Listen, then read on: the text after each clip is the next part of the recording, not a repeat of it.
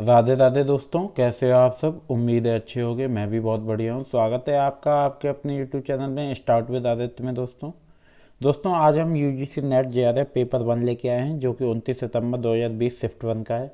दोस्तों आपके लिए 2023 के पेपर भी बहुत जल्द आने वाले हैं। आपको परसों या मैं आपको 2023 के पेपर कराना शुरू करूँगा और 2022 के भी। यहाँ पे हम 2020 के पेपर इसलिए करा रहे हैं क्योंकि 2021 का पेपर जो था और 2020 का जो पेपर है, इसमें बहुत फ़र्क है। इसमें तालिका बीच में है और जो उसमें क्या था, उसमें तालिका पहले थी। आपका उसमें गद्द आ रहा था, इसमें गद्द नहीं आ रहा है। चलिए, तो दोस्तों अगर आप चैनल पर नए हैं तो चैनल को सब्सक्राइब कर लें और वीडियो को एंड तक देखें ताकि आप इन सारे प्रश्नों को कर सकें, क्योंकि पेपर इन्हीं में से 50% आता है। चलिए, कोई शिक्षक अपनी कक्षा में वांछित अधिगम परिणाम सुनिश्चित करने के लिए प्रश्न उत्तर सत्र का प्रयोग करता है। इस प्रक्रिया में वह किस विद्यार्थी द्वारा दिए गए कुछ उत्तरों के लिए निम्नलिखित प्रकार की टिप्पणी करता है। हाँ, आप सही हैं। उत्तम, इसे निम्नांकित में से किसका उदाहरण माना जाएगा। ए, सकारात्मक फीडबैक, बी, नकारात्मक फीडबैक, सी, संपुष्टिपरक फीडबैक और डी, सुधारात्मक फीडबैक। तो दोस्तों जो सही उत्तर है इसका वो है ए। आइए जानते हैं क्यों है। संदेश प्राप्तकर्ता द्वारा संदेश के संबंध में की गई अभिव्यक्ति को प्रतिपुष्टि कहते हैं। शिक्षण के अंतर्गत प्रतिपुष्टि के मुख्य दो प्रकार होते हैं, सकारात्मक प्रतिपुष्टि और नकारात्मक प्रतिपुष्टि। दोस्तों मैं यहाँ कोई आपको पढ़ा नहीं रहा हूँ, मैं आपके साथ वही सब शेयर कर रहा हूँ जो कि मैं स्वयं अपनी तैयारी कर रहा हूँ, वो मैं शेयर कर रहा हूँ। बस आप इनको पढ़ लीजिए। दोस्तों लास्ट 10 दिन से मैं यही पढ़ रहा हूँ और मैं कुछ नहीं पढ़ रहा हूँ, तो आप बस इनको मेरे साथ पढ़ लीजिए और आपका निश्चित जेआरएफ क्लियर हो जाएगा। अगर आपने पहले थ्योरी पढ़ी होगी तो। थ्योरी नहीं पढ़ी होगी फिर भी आप बहुत अच्छी मार्किंग ले आएंगे। चलिए, शिक्षण अधिगम उद्देश्यों के संज्ञानात्मक क्षेत्र में निम्नांकित में से किसे अधिगम परिणामों के उच्चतर प्रकार के रूप में वर्गीकृत किया जाएगा। ज्ञान और अवबोध। दोस्तों देखिए, अवधारणा तथ्यों का विश्लेषण, अर्जित ज्ञान और कौशलों का अनुप्रयोग और संश्लेषण जिसमें विचारों की सृजनात्मक व्यवस्था निहित हो, मूल्यांकन जिसमें आंतरिक एवं बाह्य मानकों के अनुप्रयोग द्वारा निर्णय लिया गया हो। नीचे दिए गए विकल्पों में से सही उत्तर चुनें। तो दोस्तों इसका जो सही उत्तर है वो है डी, बी, डी और ई। मुझे ये तो ऐसे ही पता है क्योंकि जो पिछला मैंने PYQ का सेट आपको कराया था, जो मेरी पिछली वीडियो, उसमें ये प्रश्न था। तो बी, डी और ई। बी आपका अवधारणात्मक तत्वों का विश्लेषण है, आपका संश्लेषण जिसमें विचारों की सृजनात्मक व्यवस्था निहित हो, और मूल्यांकन जिसमें आंतरिक एवं बाह्य मानकों का अनुप्रयोग द्वारा निर्णय लिया गया हो। चलिए दोस्तों अगले प्रश्न की ओर चलते हैं। यहाँ हम देख लेते हैं, पूरा जान लेते हैं। यहाँ पे कुछ ही पॉइंट्स थे, लेकिन क्या होता है। शिक्षण अधिगम उद्देश्यों के संज्ञानात्मक क्षेत्र में BS ब्लूम महोदय, BS ब्लूम ने मानसिक प्रक्रियाओं की जटिलता के अनुसार अधिगम परिणामों का क्रमानुसार वर्गीकरण किया, जिसमें आपका ज्ञान, अवबोध, अनुप्रयोग, विश्लेषण, संश्लेषण और मूल्यांकन। चलिए दोस्तों, नीचे दो कथन दिए गए हैं, कथन 1, कथन 2। इनके जो ऑप्शन हैं वो दोस्तों हमेशा सेम रहते हैं। एक आपके अभिकथन और तर्क, असर्शन और रीजन वो आएंगे, उनके सेम रहते हैं। एक आपका सुमेलन आएगा, तो ये सब याद करिएगा। 5 प्रश्न दोस्तों कंप्यूटर के आएंगे, वो आप कर लीजिएगा। मैंने देखा है बड़े बड़े कोचिंग वाले बोलते हैं कि कौन से टॉपिक में से ज़्यादा प्रश्न आएंगे, कौन सी यूनिट में से ज़्यादा। ऐसा कुछ नहीं है। यूजीसी नेट जेआरएफ में हर एक यूनिट में से लगभग समान प्रश्न आते हैं। एक आध प्रश्न ऊपर नीचे हो जाए तो अलग बात है, और जो भी आपको बेवकूफ़ बना रहा है उन बातों में ना आए। और अगली बार से दोस्तों आपको पता है आपका सिलेबस पैटर्न चेंज होने वाला है, तो ज़्यादा से ज़्यादा कोशिश यही करें, वीडियो को पूरा देखें कि इस बार आप नेट क्वालिफाई जेआरएफ ले लें। कथन 1, इष्टतम निष्पादन परीक्षण परीक्षार्थियों के ज्ञान एवं उसकी योग्यता की चरम सीमा के आकलन हेतु अभिकल्पित होते हैं। कथन 2, विशिष्ट उत्तर परीक्षण परीक्षार्थियों के व्यवहार एवं अवलक्षणों के मापन हेतु अभिकल्पित होते हैं। उपयुक्त कथनों के आलोक में निम्नांकित विकल्पों में से सही उत्तर चुनें। कथन 1 और कथन 2 दोनों सही हैं। कथन 1 और कथन 2 दोनों सही नहीं है। कथन वन सही है किंतु कथन सेकंड सही नहीं है। कथन वन सही नहीं है किंतु कथन सेकंड सही है। तो ए जो उत्तर है वो है दोस्तों सही उत्तर है। कथन वन और कथन सेकंड दोनों सही हैं। ए आपका एकदम सही उत्तर है। क्यों है आइए जानते हैं। शैक्षिक उपलब्धि परीक्षण के अंतर्गत दो मुख्य परीक्षण स्वीकार किए जाते हैं, इष्टतम निष्पादन परीक्षण और विशिष्ट उत्तर परीक्षण। चलिए दोस्तों अगले प्रश्न की ओर चलते हैं। अगला प्रश्न है, देखिए आपका सुमेलन आ गया, सूची 1 सूची 2। अनुदेशन, संप्रेषण, प्रबंधन, संयमन।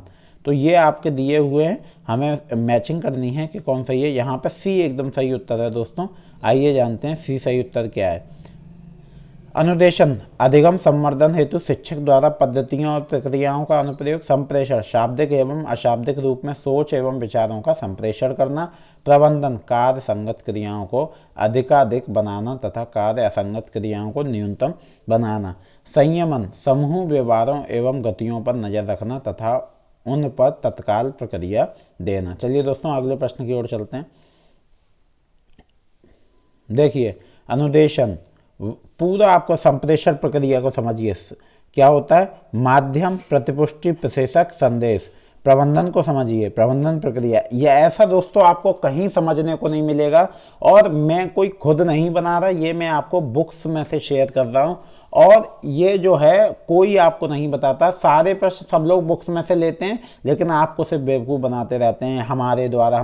मैं आपको गारंटी देता हूँ कोई आपको ये सब नहीं दिखाएगा जो मैं आपके साथ शेयर कर रहा हूँ। अभिप्रेरणा, प्रशेषक, प्रतिपुष्टि, संदेश, माध्यम। प्रबंधन प्रक्रिया, संयमन, मॉनिटरिंग, किसी कार्य अथवा प्रक्रिया के लगातार निरीक्षण एवं साथ ही साथ उस कार्य अथवा प्रक्रिया पर नियंत्रण स्थापित करना है। नीचे दो कथन दिए गए। अब देखिए आपका असर्शन रीजन वाले को प्रश्न आ गए, अभिकथन और तर्क। तो अभिकथन पढ़ते हैं। निर्माणात्मक मूल्यांकन उसे कहा जाता है जब शिक्षण अधिगम व्यवस्था में सुधार की गुंजाइश एवं संभावना तलाशने का प्रयास होता है। इसका तर्क है दोस्तों, इस प्रकार का मूल्यांकन अनौपचारिक होता है तथा अनुदेशन शिक्षण की अवधि में घटित होता है। उपयुक्त कथनों के आलोक में निम्नांकित विकल्पों में से सर्वाधिक उपयुक्त उत्तर चुनें। तो आपका ए और आर दोनों सही हैं और आर ए की सही व्याख्या है। ए और आर दोनों सही है। इनके ऑप्शन हमेशा सही ऐसे ही रहते हैं, वो हर बार चेंज नहीं होते। तो दोस्तों इसका सही उत्तर है ए और आर दोनों सही हैं। आर ए की सही व्याख्या है। निर्माणात्मक मूल्यांकन, मूल्यांकन वह प्रक्रिया है जिसमें शिक्षण अधिगम के अंतर्गत कक्षा शिक्षण में सुधार की गुंजाइश एवं संभावना तलाशने का प्रयास होता है। चलिए दोस्तों अगले प्रश्न की ओर चलते हैं। अगला प्रश्न है, शोध की किस विधि में निराश्रित चर में हेरफेर तथा भ्रामचर का नियंत्रण ना तो संभव है और ना वांछनीय। तो दोस्तों ये है आपका प्रयोगात्मक विधि, कार्योत्तर विधि, ऐतिहासिक विधि और वर्णनात्मक सर्वेक्षण विधि। तो दोस्तों बी आपका सही उत्तर है। बी आपका कार्योत्तर विधि। जानते हैं क्यों सही है। शोध की कार्योत्तर विधि में निराश्रित चर में हेरफेर तथा भ्रामचरों में नियंत्रण ना तो संभव है और ना ही वांछनीय है। चलिए दोस्तों अगले प्रश्न की ओर चलते हैं। निम्नांकित में से कथनों की पहचान कीजिए जो गुणात्मक शोध के प्रतिमान की विशेषताओं का परिलक्षित करते हैं। शोधकर्ता अपने प्रदत्तों का विश्लेषण आगमन रीति से करने की ओर उन्मुख होते हैं। मुख्य शोध परिकल्पना शून्य परिकल्पना के माध्यम से परीक्षित होती है। प्रदत्त शब्दों एवं चित्रों के रूप में होते हैं। वास्तविक परिदृश्य प्रदत्तों के प्रत्यक्ष स्रोत होते हैं। इसमें यह माना जाता है कि सामाजिक तथा एकल वास्तवनिष्ठ यथार्थ के रूप में पाए जाते हैं। तो नीचे दिए गए विकल्पों में से सही उत्तर चुनें। तो डी आपका सही उत्तर है। ए, सी और डी। ए सी जान लेते हैं। ए है आपका शोधकर्ता अपने प्रदत्तों का विश्लेषण आगमन रीति से करने की ओर उन्मुख होते हैं। प्रदत्त शब्दों को चित्रों के रूप में होते हैं और वास्तविक परिदृश्य प्रदत्तों के प्रत्यक्ष स्रोत होते हैं। तो दोस्तों गुणात्मक शोध ऐसे शोध हैं जो समस्या और अंतर्दृष्टि तथा समझ प्रदान करते हैं। यह एक असंरक्षित खोजपूर्ण शोध पद्धति है जिसे अंतर्गत कक्षा में कहा और कब के अलावा और कैसे का उत्तर भी खोजा जाता है। चलिए दोस्तों अगले प्रश्न की ओर चलते हैं। अगला प्रश्न है, परिमाणात्मक शोध प्रतिमान के अंतर्गत निम्नांकित में से किन प्रतिदर्श प्रतिचयन विधियों को वरीयता दी जाती है। साधारण यादृच प्रतिचयन, स्तरित प्रतिचयन, अनुपातिक प्रतिचयन और त्रोबॉल प्रतिचयन और व्यवस्थित प्रतिचयन। दोस्तों ये प्रश्न मेरे पिछले वीडियो में भी था, जो पिछला मैंने आपको 2020 का PYQ का सेट कराया था, उसमें भी ये प्रश्न था। तो दोस्तों चलिए पढ़ते हैं। नीचे दिए गए विकल्पों में से सही उत्तर को चुनें। तो बी जो है आपका सही उत्तर है, ए, बी और ई। साधारण यादृच्छ प्रतिचयन, स्तरित प्रतिचयन और व्यवस्थित प्रतिचयन। आइए जानते हैं क्यों ये सही है। परिमाणात्मक शोध क्वांटिटेटिव रिसर्च या मात्रात्मक शोध वस्तुतः आदेशात्मक शोध होते हैं। इस शोध में अविकल्प पूर्व में ही निर्धारित कर लिया जाता है। यह निगमनात्मक पद्धति का अनुसरण करता है। परिमाणात्मक शोध में प्रयुक्त परिचयन प्रविधियां साधारण, आकस्मिक या यादृच्छिक न्याय दर्शन, यादृच्छिक संख्या सारणी का प्रयोग, व्यवस्थित प्रतिदर्शन, स्तरित यादृच्छिक या आकस्मिक न्याय दर्शन और गुच्छ न्याय दर्शन या द्वैत प्रतिदर्शन। इस प्रकार विकल्प ए, बी तथा ई सही है, अतः अभिष्ट उत्तर है। सूची 1 में शोध अवधारणाएं हैं, जबकि सूची 2 में उनका विवरण है। सूची 1 से सूची 2 का मिलान करें। परिकल्पना, हाइपोथेसिस, प्रतिदर्श, न्यायदर्श, सैंपल।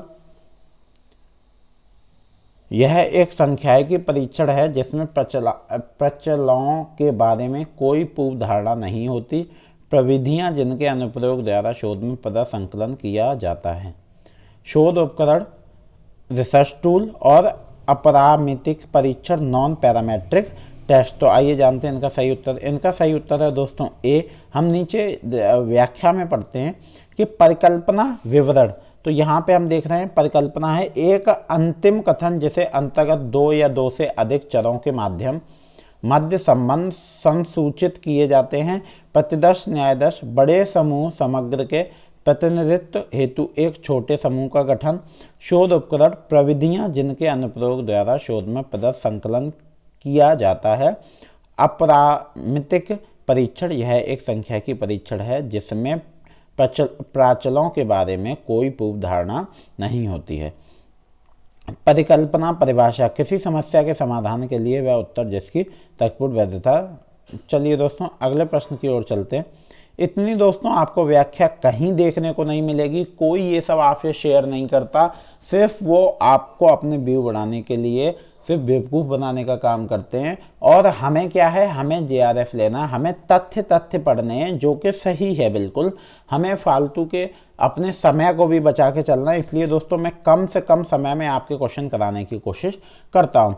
नीचे 2 कथन दिए गए हैं, पहला अभिकथन और दूसरा कारण तर्क। तो हम पढ़ते हैं अभिकथन। क्रॉस ब्रेक उसे कहते हैं जिसमें आवृत्ति या प्रतिशत रूप में परतों की संख्या की सारणीबद्ध प्रस्तुति होती है, जिसमें चरों के मध्य संबंध देखने के लिए उनका भागों में विभाजन किया जाता है। तो इसका तर्क होगा, श्रेणियों का निर्धारण शोध परिकल्पना के अनुसार किया जाता है। उपयुक्त कथनों के आलोक में निम्नांकित विकल्पों में से सर्वाधिक उपयुक्त उत्तर चुनें।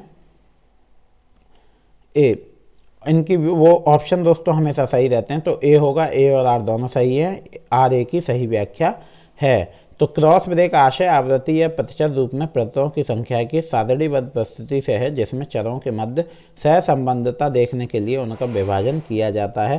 क्रॉस ब्रेक को ची वर्ग परीक्षण, ची स्क्वायर टेस्ट के नाम से भी जाना जाता है। इस विधि का प्रयोग गुणों की स्वतंत्रता के परीक्षण में किया जाता है। इस तरह अभिकथन ए सही है। चलिए दोस्तों अगले प्रश्न आपका गद्य आ गया है, ध्यानपूर्वक पढ़ें। इस पर आधारित गद्य आपका आया है। मानव व्यवहार के बारे में अभी बहुत कुछ नहीं जाना गया है। अनुत्तरित प्रश्न बने हुए हैं और आगे अनुसंधान करना आवश्यक है। अभिप्रेरणा, नेतृत्व, व्यवहार और परिवर्तन के बारे में ज्ञान कई कारणों से प्रबंधन के लिए मुख्य मुद्दा बना रहेगा। दोस्तों यहाँ मैं आपको प्रश्न करा रहा हूँ, वहाँ उसकी व्याख्या होगी। मैं स्क्रीन शेयर कर रहा हूँ, आप इसको पढ़ना चाहें तो बड़े आराम से पढ़ सकते हैं, क्योंकि मैं आपका समय बहुत बचाना चाहता हूँ। आप इसको रोक के पढ़ सकते हैं। देखिए दोस्तों, हाँ चलिए आगे चलते हैं। आप यहाँ पे पूरा इसको गद्य को पढ़ सकते हैं। आप इसको वीडियो को रोक के आराम से पढ़ सकते हैं। मैं आपको जो है इसके पूरे प्रश्न कराता हूं। तो प्रश्न क्या है, इनमें से कौन परिवर्तन के प्रतिरोध रोक सकता है? नेतृत्व, व्यवहार का ज्ञान, परिणाम का प्रतिबंध को हटाना, कार्मिक विवाद और गैर उत्पादक संगठन। तो दोस्तों नीचे ये गद्यांश का पैरा है, इसको आप ढूंढिएगा, आपको उत्तर मिल जाएगा। गद्यांश के अध्ययन से ज्ञात होता है नेतृत्व व्यवहार का ज्ञान परिवर्तन के प्रतिरोध को रोक सकता है, जैसा कि गद्यांश में अभिकथित है। अभिप्रेरणा, नेतृत्व, व्यवहार और परिवर्तन के बारे में ज्ञान कई कारणों से प्रबंधकों के लिए मुख्य मुद्दा बना रहेगा। चलिए दोस्तों अगले प्रश्न पर चलते हैं। अगला प्रश्न है, व्यवहारिक विज्ञान के सैद्धांतिक ढांचे को लागू करने के लिए मूल्य परिणाम क्या है? अपने ज्ञान में परिवर्तन, दूसरों लोगों के साथ काम करते समय अपने व्यवहार में परिवर्तन करना, मानव व्यवहार समझने योग्य ना होना और मूल्यवर्धित ढांचे का उद्भव। तो दोस्तों बी जो है वो आपका सही उत्तर है, दूसरे लोगों के साथ काम करते समय अपने व्यवहार में परिवर्तन करना।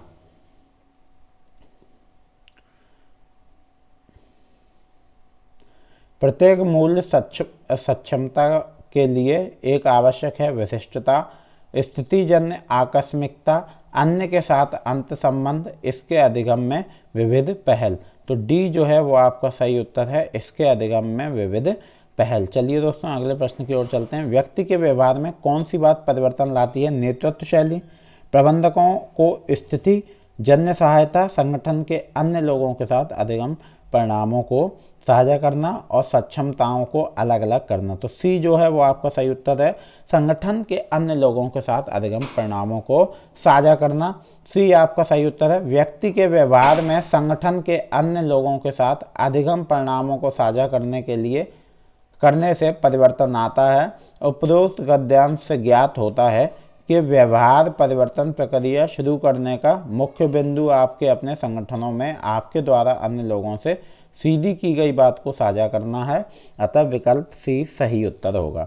गद्यांश से क्या आशय निकलता है? संगठन में एक समान भाषा वाले लोगों से पक्षपात रहित फीडबैक मिलेगा।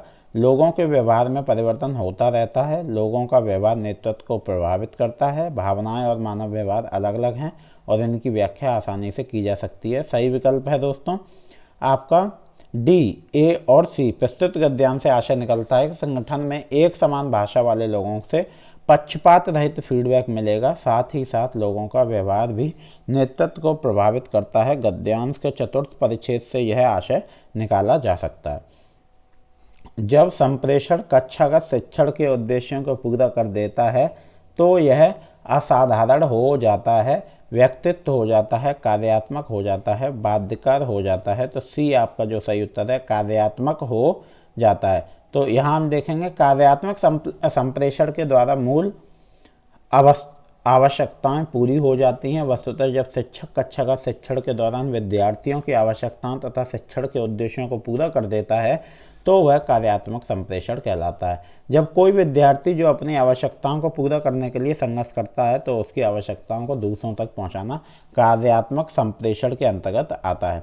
निम्नलिखित में से प्रभावी संप्रेषण के लिए किसे मनोवैज्ञानिक अवरोध कहा जा सकता है? वर्णनात्मक संदेश, अन्य मानसिकता, लिखित शब्दों पर अधिक भरोसा, सीमित प्रतिधारणा, तार्किक व्यवस्थापन और विचारों का प्रभाव।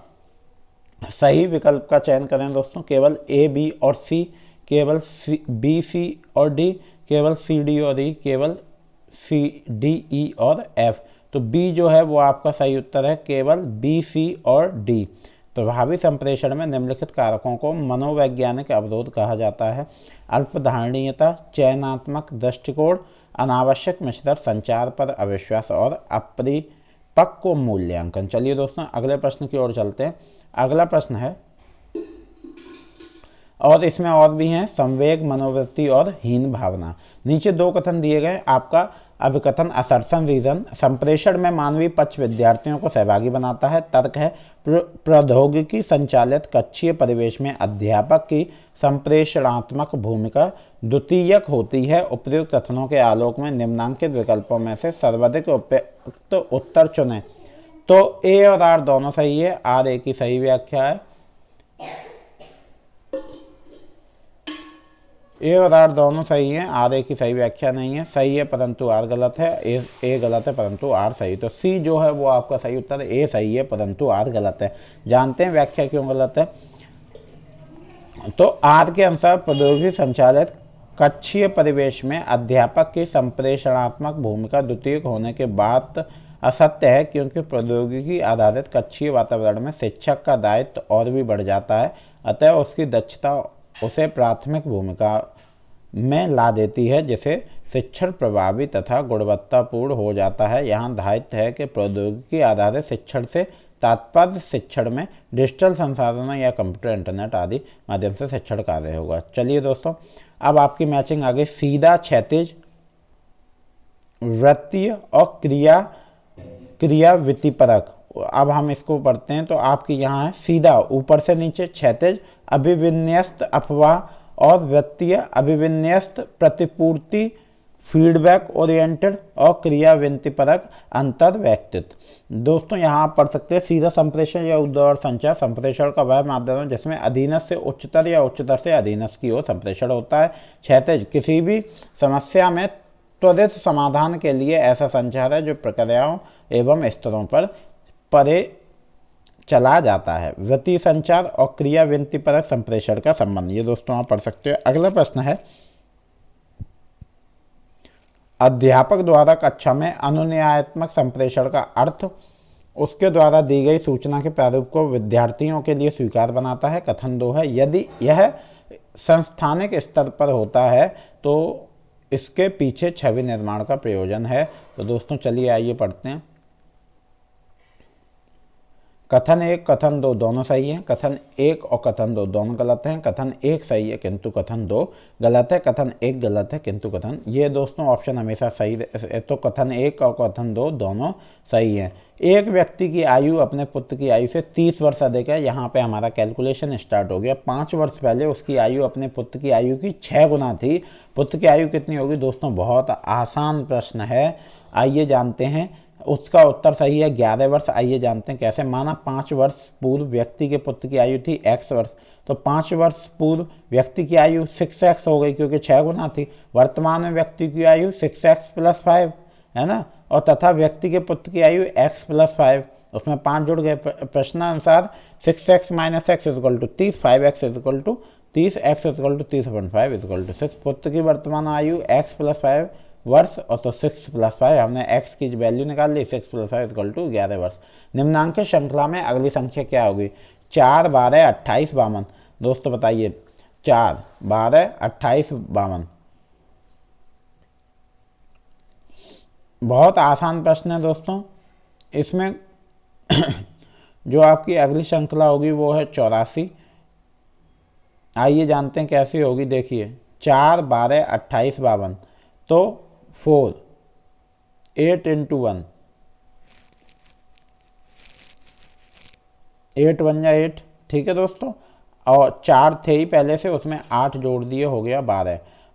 अब यहाँ 8 का टेबल फिर से कराएंगे। 8 × 2 16, देखिए, और 4 पहले से 12, 16 जोड़ेंगे तो ये आपके हो गए 28।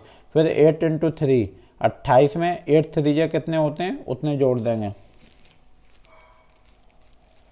24 जब जोड़ेंगे तो हो जाएंगे 52, और इसमें कितने जोड़ेंगे? 52 में जब 32 जोड़ देंगे तो आपके हो जाएंगे 84, ठीक है दोस्तों। चलिए अगले प्रश्न की ओर जाए। एक वाहन चालक 150 किलोमीटर दूर स्थित किसी स्थान पर 50 किलोमीटर घंटा की औसत गति से जाता है और 30 किलोमीटर घंटा की गति से वापस आता है। इससे पूरी यात्रा में उसको औसत गति कितनी रही होगी? तो दोस्तों बहुत आसान है, आपको एवरेज निकालना मैंने बताया था, फिर भी चलिए यहाँ पे हम कर लेते हैं। अगर दोस्तों आप सिर्फ यही एक वीडियो देख रहे हैं तो आप जाके मेरी प्लेलिस्ट खोल सकते हो। आपकी पूरी प्लेलिस्ट बनी है, आप बहुत सारे PYQ हैं, तो उस प्लेलिस्ट को जाके ज़रूर देखें। तो दोस्तों जो B होगा वो आपका होगा 37.5 किलोमीटर पर घंटा। 150 किलोमीटर जाने में उसको समय लगा तो 3 घंटा, 150 किलोमीटर वापस आने में लगा 5 घंटा। औसत चाल कुल दूरी अपॉन कुल समय, ये इसका फॉर्मूला होता है। तो 150 + 50 किलोमीटर अपॉन 3 + 5 घंटा, तो ये होगी 300/8 = 37.5 किलोमीटर पर आवर। कोई धनराशि जिस पर वार्षिक रूप से चक्रवर्ती ब्याज लगता है। दोस्तों इंटरेस्ट आ गया। ये प्रश्न हमेशा आते हैं, हर एक PYQ के सेट में आ रहे हैं। अगर आप ये प्रश्न नहीं करोगे तो समझ लीजिए कि आपको बहुत दिक्कत होगी। 4 वर्षों के पश्चात दोगुनी हो जाती है। ब्याज की दर ज्ञात कीजिए। तो दोस्तों बहुत आसान है, 19% हो गई ब्याज की दर। चक्रवर्ती ब्याज मूलधन 1 + 10/100 समय -1, और P आपका ये फॉर्मूला है, आप देख लीजिए। 2P - P = P, P = P ये आपका उत्तर यहाँ पे आ गया 19%। निम्नांकित शब्द श्रृंखला में अगला पद क्या होगा? BDF। ठीक है दोस्तों, EGI, BDF, EGI,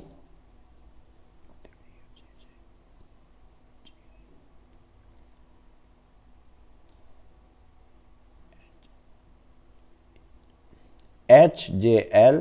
तो दोस्तों जो अगला प्रश्न होगा, आप यहाँ पे देखिए बी के बाद जो सी आता है सेकंड वाला एक छोड़ के है ना, फिर एक छोड़ के है, एक एक बीच में गैप देखें सारे। ई के बाद देखिए EFG, एच छोड़ दिया, एफ छोड़ दिया, एच छोड़ दिया, आई लिख दिया, HIG है ना, HIJ, आई छोड़ दिया, जे, के छोड़ दिया, एल है ना। अब यहाँ पे होगा, यहाँ पे क्या छोड़ा था? GHIJK, तो यहाँ पे होगा आपका KN, यही वाला है, देखते हैं, ये है KMO है ना, KMO,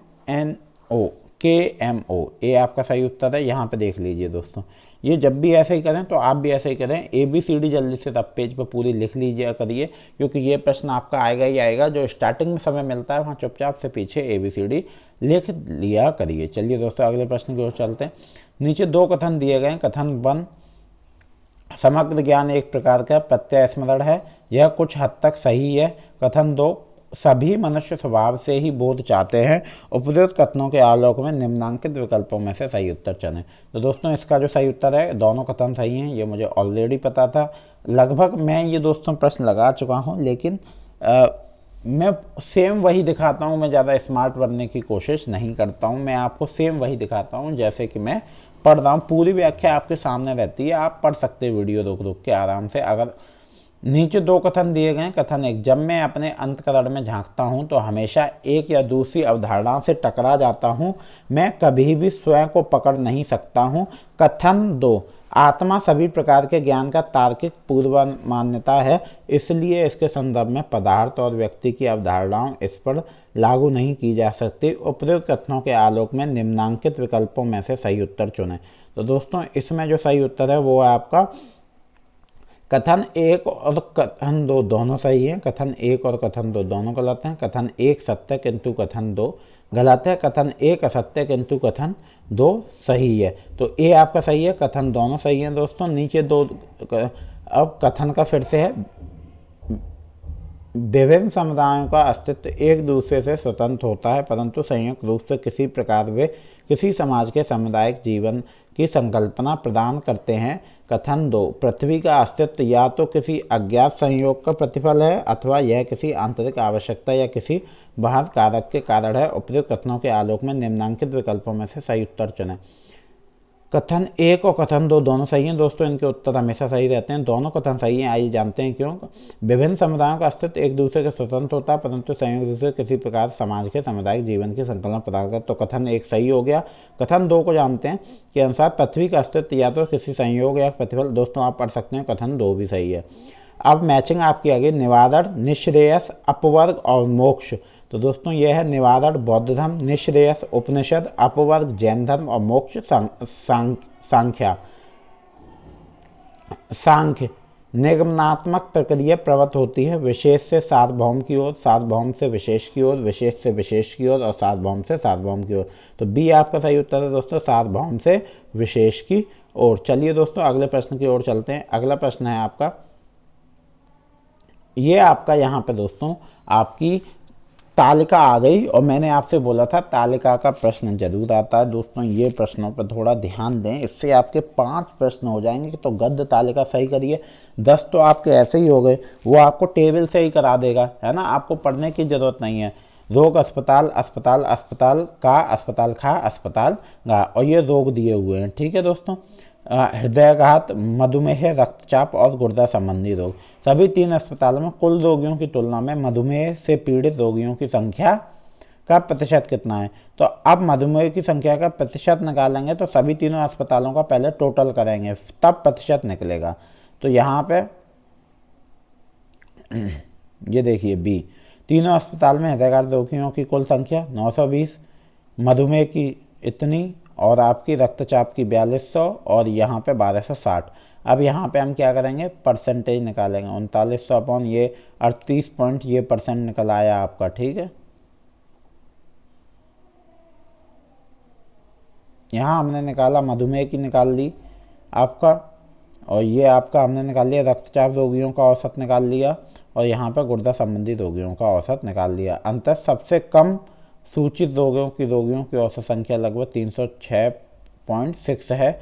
वो है आपकी, ये रही, कहाँ गई, हमने आंसर तो ये निकाल लिया 38 पॉइंट, इसका तो यही आ गया मधुमेह वाला, हमने डायरेक्ट परसेंटेज निकाल ली। ये हाँ माफ़ करिएगा, ये दूसरे प्रश्न का है, तभी मैं कहूँ ये क्या हो रहा है 38%। ये सबसे कम सूचित रोग के रोगियों की औसत संख्या कितनी है।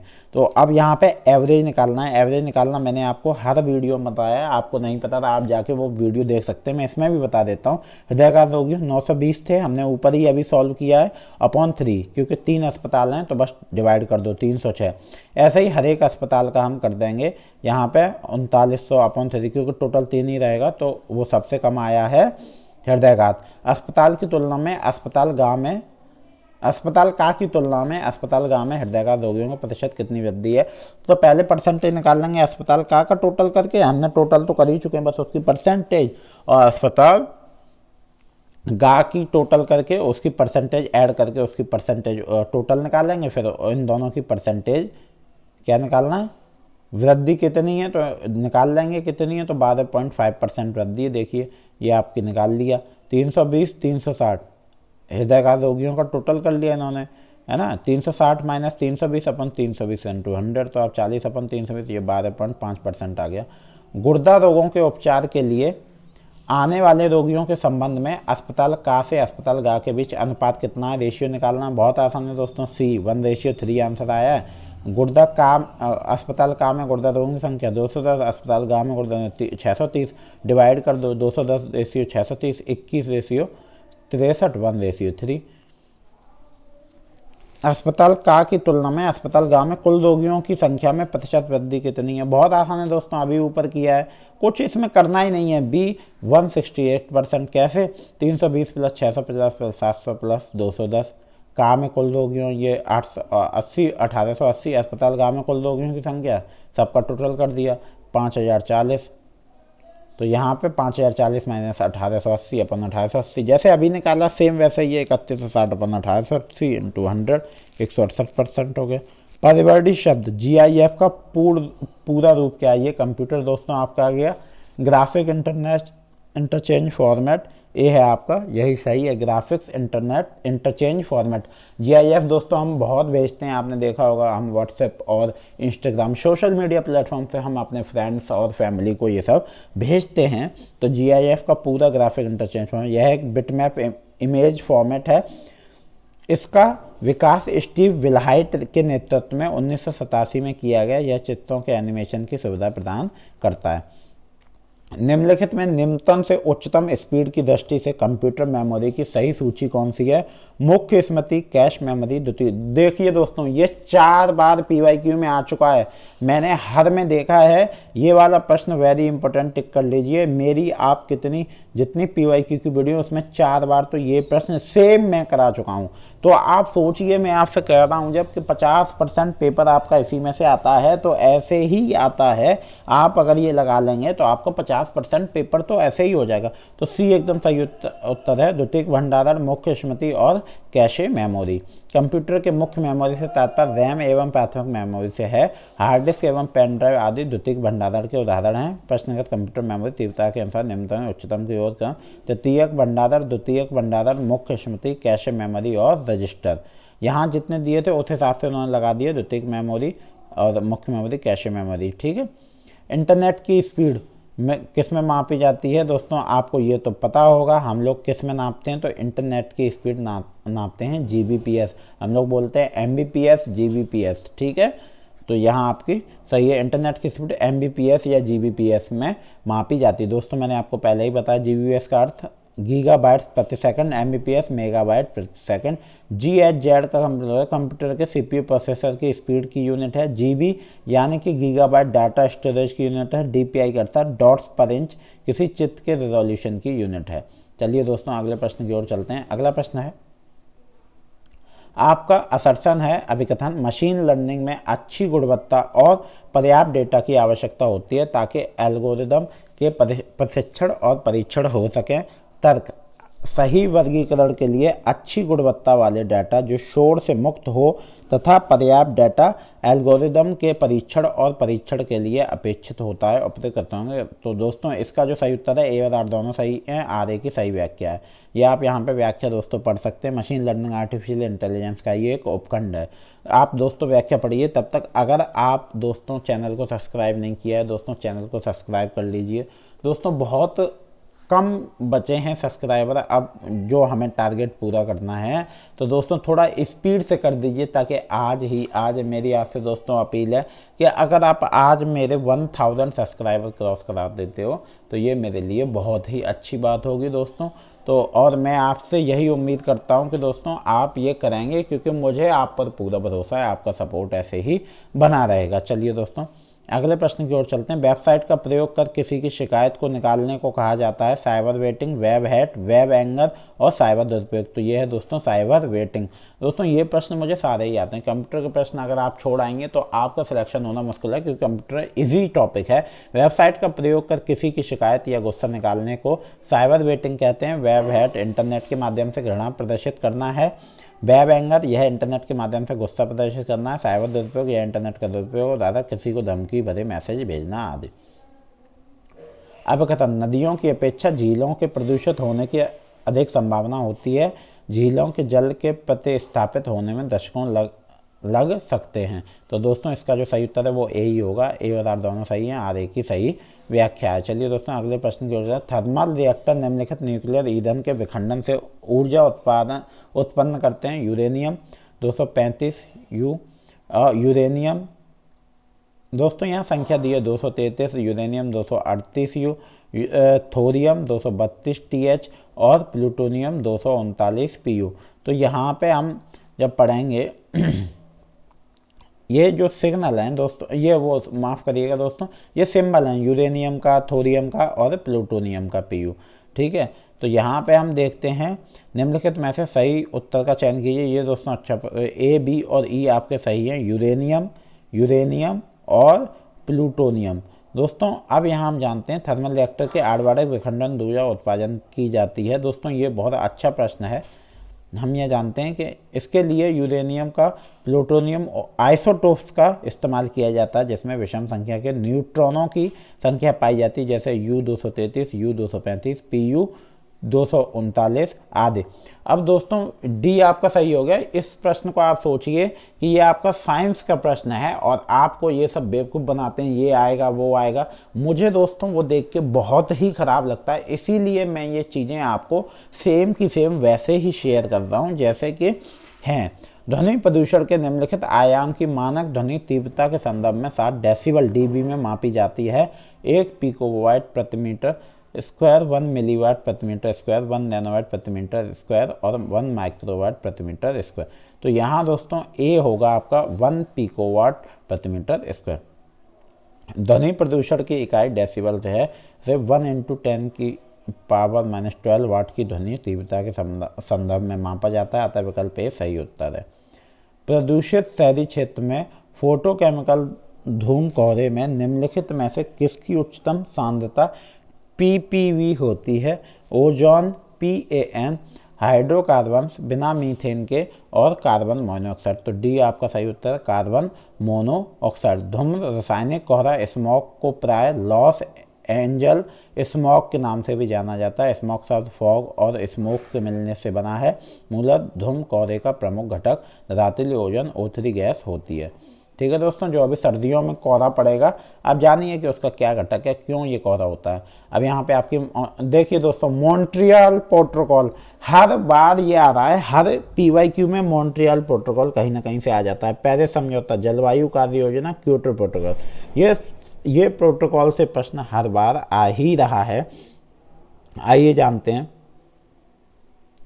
तो इसका जो डी उत्तर है वो है सही है, हमने मैचिंग मिला दी डी उत्तर में। हम आइए जान लेते हैं डी का थर्ड। डी में है ए का थर्ड, बी का फोर्थ, सी का फर्स्ट और डी का सेकंड। जानते हैं मॉन्ट्रियल प्रोटोकॉल ओजोन परत के क्षय पहुंचाने वाले पदार्थों को समाप्त करने से संबंधित है। इसे 16 सितंबर 1987 को अपनाया गया। यह संयुक्त राष्ट्र संघ के इतिहास में पहली संधि थी जिसे सभी राष्ट्रों ने सहमति प्रदान की। पेरिस एग्रीमेंट, पेरिस समझौता, United nation framework convention on climate change के तत्वाधान में हुआ समझौता है जो कि ग्रीन हाउस गैसों से उत्सर्जन से संबंधित है।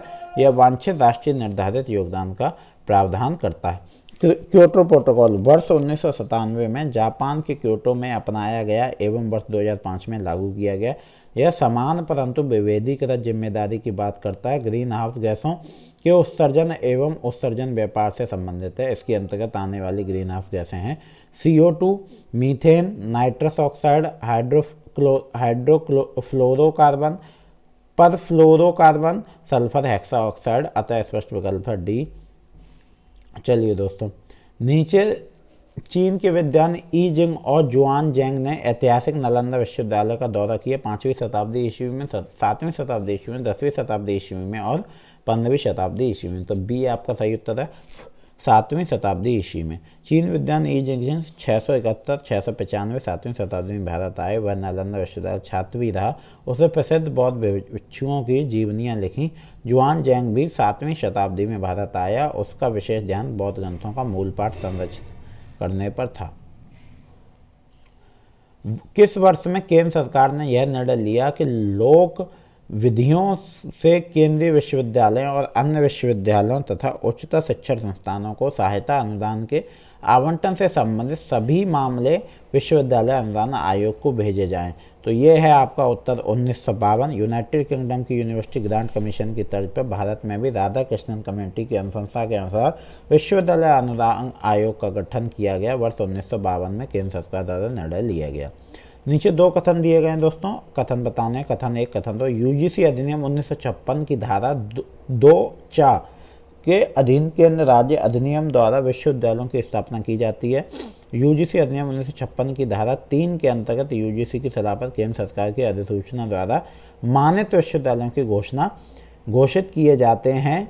उपयुक्त कथन के आलोक में निम्नांकित। तो दोस्तों ए और 2 दोनों सही हैं, फर्स्ट और सेकंड दोनों सही हैं दोस्तों ये कथन। चलिए अगले प्रश्न की ओर चलते हैं। अगला प्रश्न है जैक्स डेलर्स की अध्यक्षता वाले 21वीं सदी के लिए शिक्षा संबंधी अंतर्राष्ट्रीय आयोग के अनुसार 21वीं सदी के दौरान निम्नलिखित में से कौन से तनाव देखे जाएंगे? वैश्विक और स्थानिक के बीच तनाव, पारंपरिक और आधुनिकता के बीच तनाव, आध्यात्मिक और भौतिक के बीच तनाव, गरीब और अमीर के बीच तनाव, विकसित और विकासशील समाजों के बीच तनाव। तो ए आपका सही उत्तर है, ए, बी और सी। इनके मुख्य 7 तनाव हैं, वो सातों पढ़ लेते हैं। यहाँ आपके 3 दिए हुए हैं, ए, बी और सी। वैश्विक और स्थानीय बीच, पारंपरिक और आधुनिकता के बीच तनाव और विकास और विकासशील समाजों के बीच तनाव। लेकिन माफ़ करिएगा, ये आध्यात्मिक और भौतिक के बीच तनाव। लेकिन हम यहाँ पे सातों पढ़ लेते हैं ताकि अगर इसमें से प्रश्न बनेगा तो हर बार ये 3 तो आएंगे नहीं।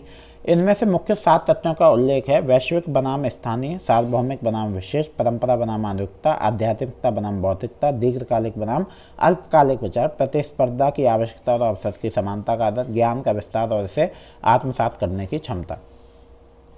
50 जो है दोस्तों, आइए पढ़ते हैं। पर्यावरण जागरूकता, पर्यावरण ज्ञान और हमारी जो मैचिंग है 50वां प्रश्न और है हमारा पर्यावरणीय दृष्टिकोण और पर्यावरणीय कौशल।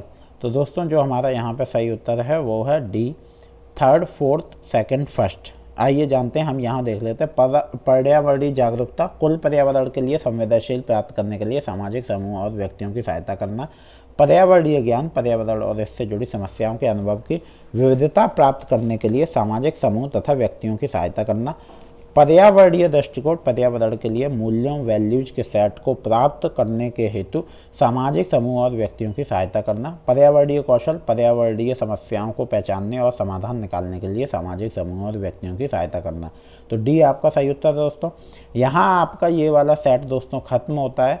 दोस्तों मैं आपसे यही उम्मीद करूंगा, मुझे आशा है कि ये वीडियो आपको अच्छी लगी। दोस्तों वीडियो को लाइक और शेयर करते रहा करिए। जो भी दोस्तों आपके फ्रेंड सर्कल में यूजीसी नेट की तैयारी कर रहे हैं, व्हाट्सएप पे शेयर करिए, इंस्टाग्राम पे शेयर करिए, आप उनको दोस्तों शेयर करते रहिए और जल्दी से जल्दी दोस्तों चैनल को सब्सक्राइब करिए और आज ही दोस्तों 1000 प्लस सब्सक्राइबर करा दीजिए। तो मैं आपका बहुत बहुत धन्यवाद रहेगा दोस्तों। उम्मीद है वीडियो आपको अच्छी लगेगी। मिलेंगे अगली वीडियो में।